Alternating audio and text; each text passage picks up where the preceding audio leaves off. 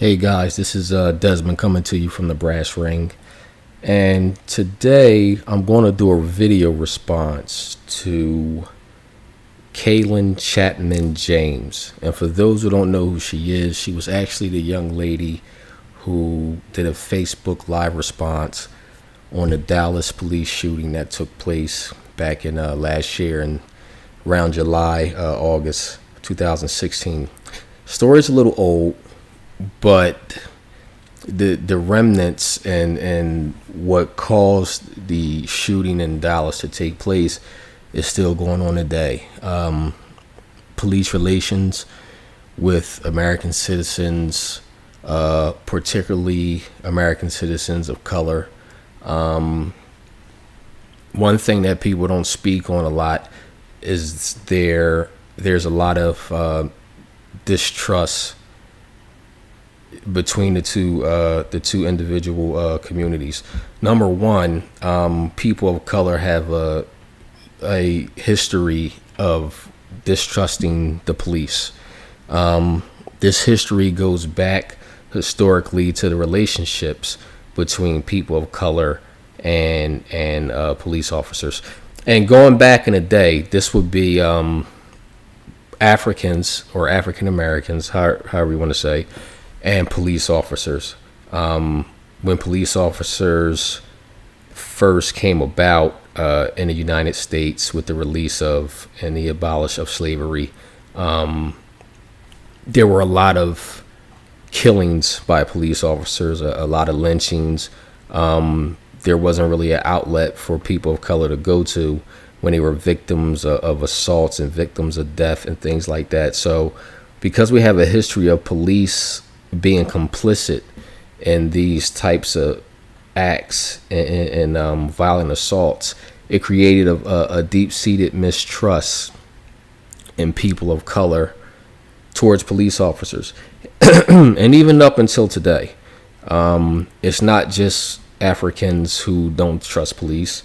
It's most people of color don't. Native Americans don't trust police.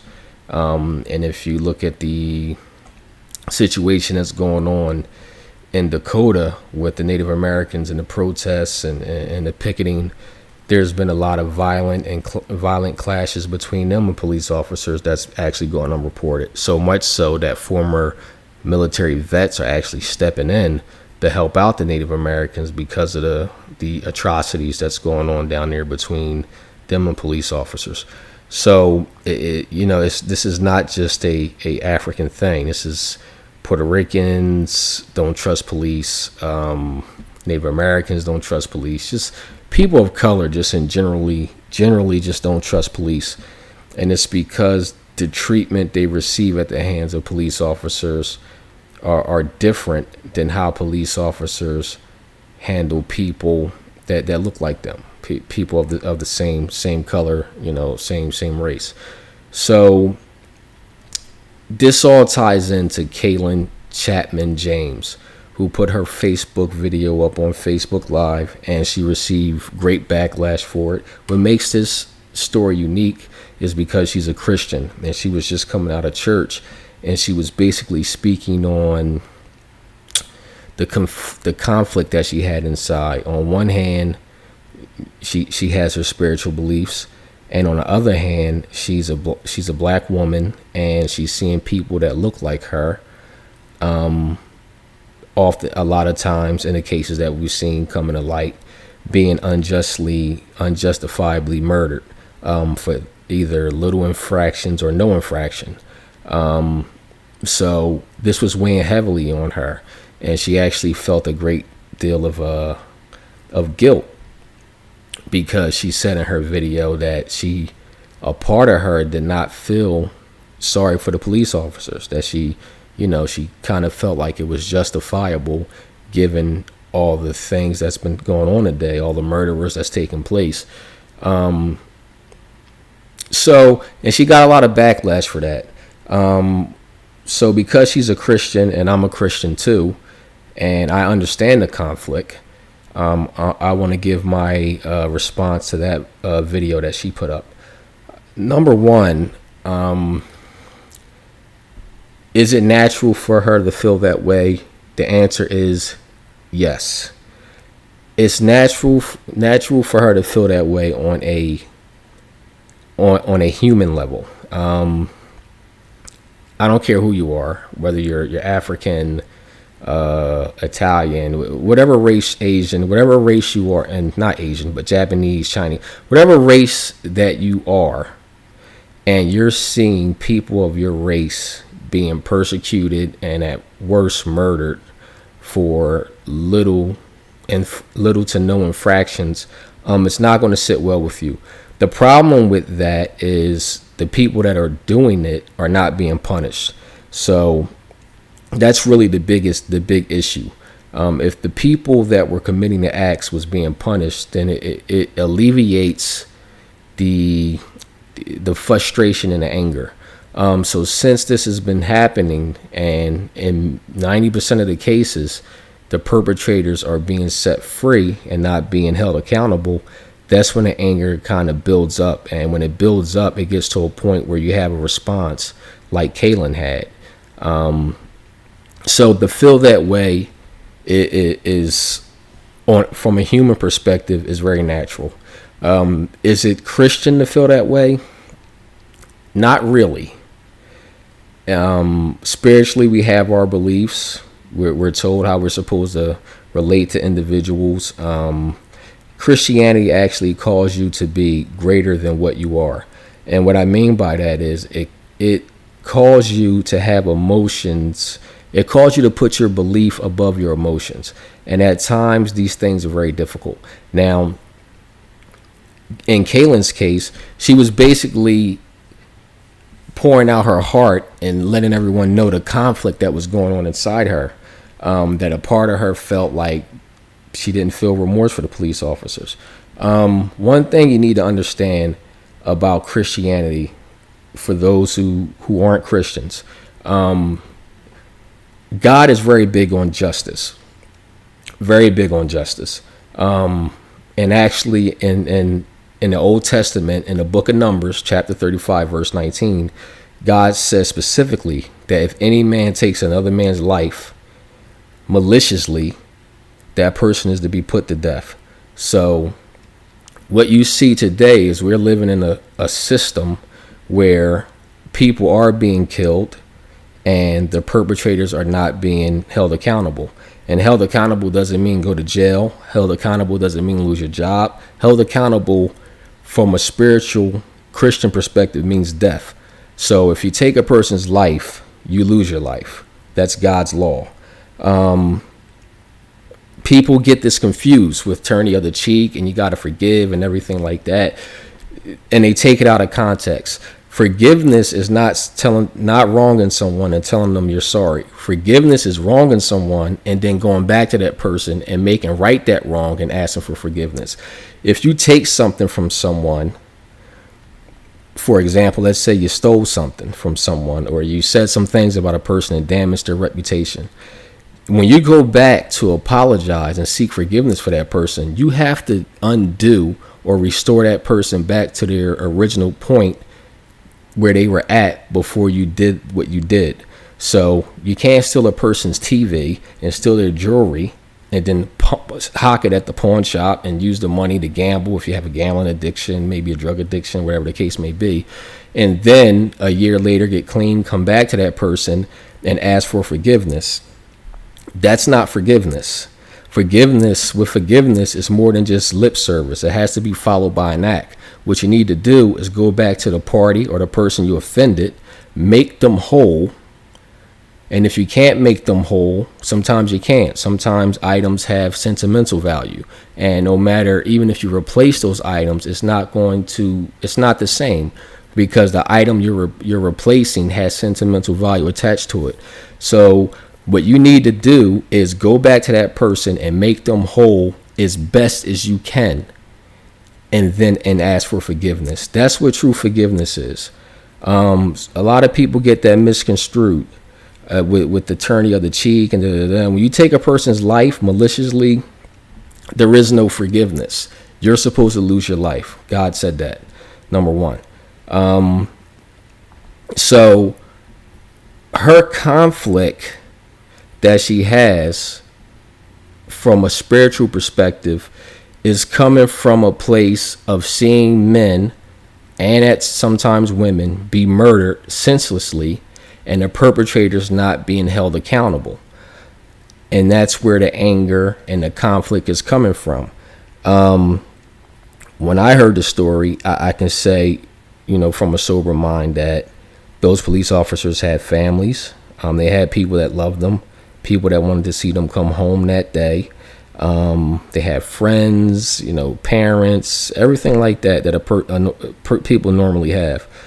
So it was definitely a shame that those officers lost their lives. So the conflict comes in when no one's held accountable, and that's because the people that we see on TV doing the senseless acts aren't being held accountable. Unfortunately, the individual that did this act saw these things happening on TV, saw people weren't being held accountable, and he just went out and killed random people. He killed innocent people. As a Christian, you can never stand behind something like that. You can't let the anger or things that's happening to you, even as unjust as they are, you can't let those things be a motivator to go out and murder people who are innocent, who had nothing to do with the acts that are going on TV or that you see on TV and that's going on in the world. So that act was completely wrong. What should happen is the people that are doing these senseless killings need to be held accountable. And when I say held accountable, I'm not talking about fired. I'm not talking about sued. I'm not talking about thrown in jail. I'm talking about a loss of life. Another thing that I'll say about this video, we have to understand that in our judicial system, in the world really, it's not just the United States, but I'm speaking of the United States because this is where I happen to live and this is my naturalization. But the law is very partial, meaning the law does not look at everyone's life equally. It's the truth. And we need to start talking about it because it's real. The law does not look at everyone's life equally. Generally, a police officer's life is going to always be worth more to the judicial system than a civilian's life. It just is. You'll see it every day with the punishment. You kill a police officer, you'll be lucky to see the light of day in under 20 years. If you don't get the death penalty, depending on which state you commit the act in. But we see cops kill people all the time, whether unjust, and they keep their job. They may lose their job, but 9 times out of 10, there's no prison time. So if that was flipped and you killed a police officer, I don't care who you are, but you killed a police officer, you will most likely see jail time, and a whole lot of it, possibly the death penalty, depending on your state. So we need to understand that in the judicial system and in law, there is partiality, and we weigh people's lives more than other people's lives. That's a fact. It's a sad one, but that's a fact. Another point I wanted to touch on is that a lot of people that came back at her, and there was a lot of different people that came back at her, but specifically people who are white, my white brothers and sisters. And I can say white brothers and sisters because I'm a Christian and I have white brothers and sisters. What people need to understand is that when you are not of a particular race or culture, it's very hard for you to put yourself in the shoes or in the mind or in the psyche of another person who's of a different race or culture. So a lot of the feedback she was getting from people who weren't black or people who weren't people of color was, how could you think like that? Or you're ignorant, or you're sick, you're crazy, and all this other stuff. But it's hard for people who've never been through the experience that someone else has been through to understand and comprehend where you're coming from. Some people get it. There's some white people out there, my white brothers and sisters, that absolutely get it. And they may not understand, they can't relate to it through experience, but they understand through sympathy. They sympathize. They understand through sympathy and logically how a person could feel a certain way after going through certain experiences. I could tell you right now that a lot of Native Americans, a lot that I've met, don't trust white people. And it's because of history. It's because of historical events. And even and leading up until today, there's a distrust between Native Americans and white people in this country. I'm just speaking for this country. And it's because of the history. And I think you don't have to be Native American to understand why they would feel that way. But looking at today with different things that's going on in the country, I guess some people have to be, or some people just don't care to try to understand.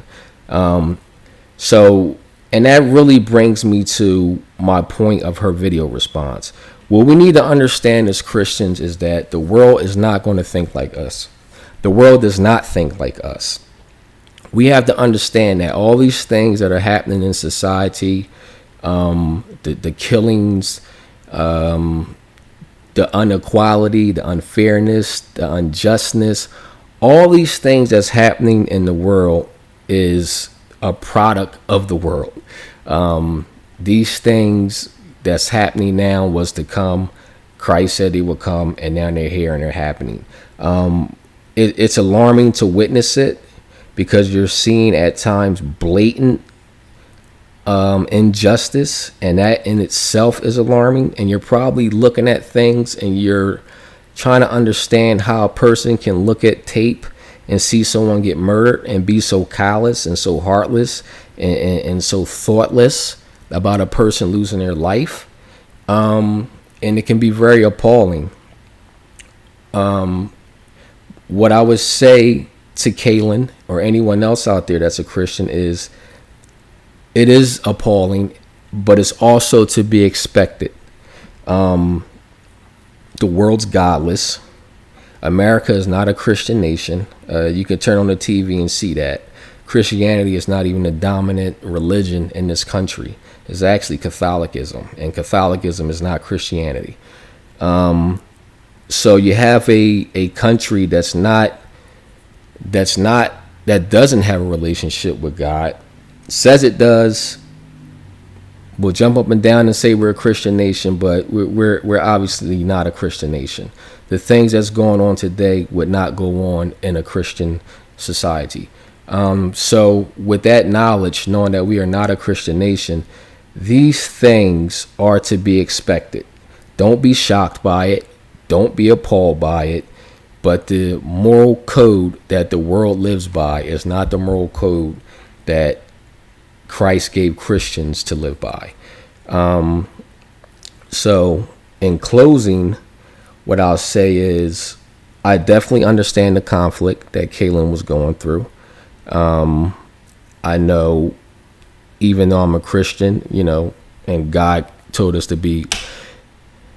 not to be of the world. We have to live in the world, but don't be a part of the world, which means don't get engrossed in the world's problems as far as the political system. Don't lose your mind over who's going to be the next president or who's going into the Senate or anything like that, because it really doesn't matter who takes seat in the White House or who takes seat in the Congress, who takes seat in the Senate or the House of Representatives, because regardless of who gets in there and takes seat, Christ is still on the throne. So it doesn't matter who gets in there. So we need to not get up in arms about the things that the world's doing.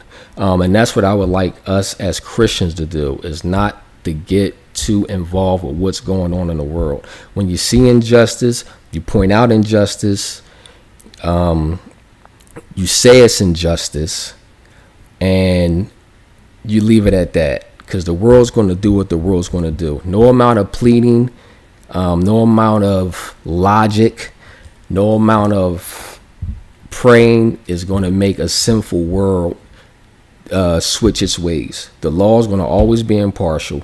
You're always going to have people out there that don't like other people because of the color of their skin.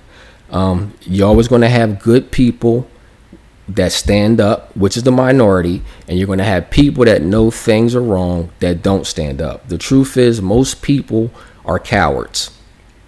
That's why when you see someone brave do a brave act, it stands out so much, because it's not the typical behavior that you see.